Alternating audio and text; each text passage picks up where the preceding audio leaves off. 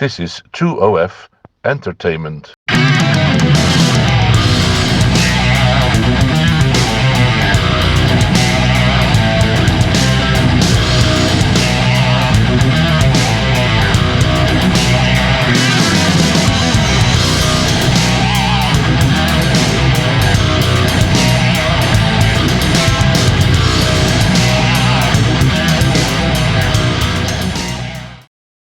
Hi, it's Keir Finlow-Bates here, and video 3 in a series on stablecoins. So in video 1 I looked at the meaning of the word stable, and in video 2 I looked at the simplest way to create a stablecoin, namely to back it with a real-world asset.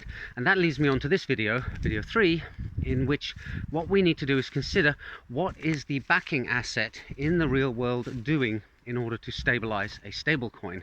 And one way of looking at it is that it forms the collateral of a loan, that by locking up a real-world asset such as dollars, we are giving a stablecoin provider permission to mint the equivalent amount of stablecoins. So they're effectively borrowing and minting the stablecoin against the real-world asset. And once you think of it like that, then you can ask the question, well, what kind of assets could I use? Could I use an asset that is actually on the blockchain? Because if I can, that allows for automatic auditing, rather than some auditing firm having to go in and check that a company actually has a vault full of the dollars that are needed to back their stablecoin, or for a custodial bank to hold them on behalf of the stablecoin minter. Anybody would be able to go and audit the assets that are held in order to determine whether or not the stablecoin is really fully backed and should therefore be stable. And this is exactly the thing that dApps such as MakerDAO have done, and it forms the foundation of the method whereby they create their stablecoin. The term they use is soft pegged to the dollar. So the DAI, the stablecoin of the MakerDAO system, is described as being soft pegged to the dollar. And the reason for this is that the backing for DAI is actually in the form of other assets on the blockchain. And because there's a risk that the value of these assets will fluctuate wildly, in order to mint and borrow DAI, you have to lock up significantly more in value of your backing crypto asset than you would have to do in the real world. And in fact, typically it is recommended that you lock up twice the dollar value of your crypto asset as the amount of DAI that you mint.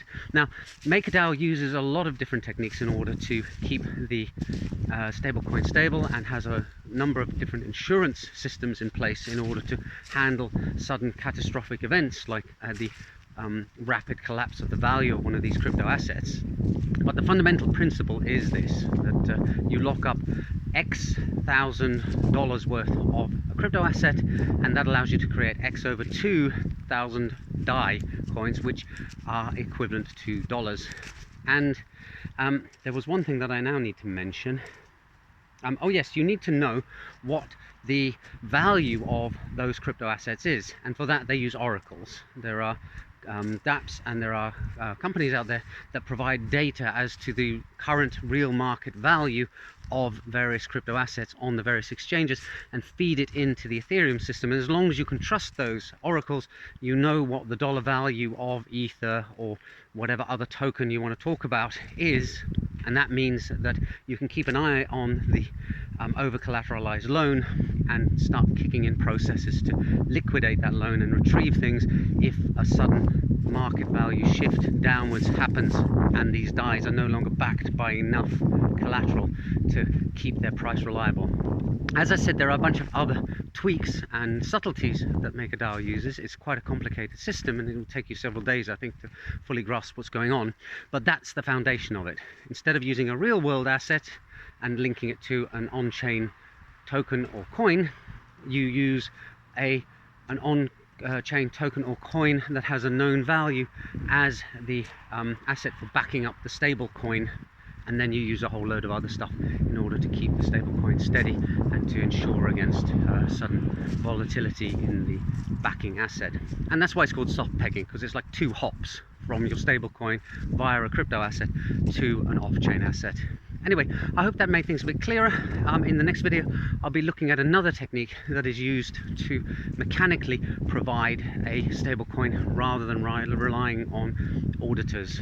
And I hope to see you in that one soon. Bye for now.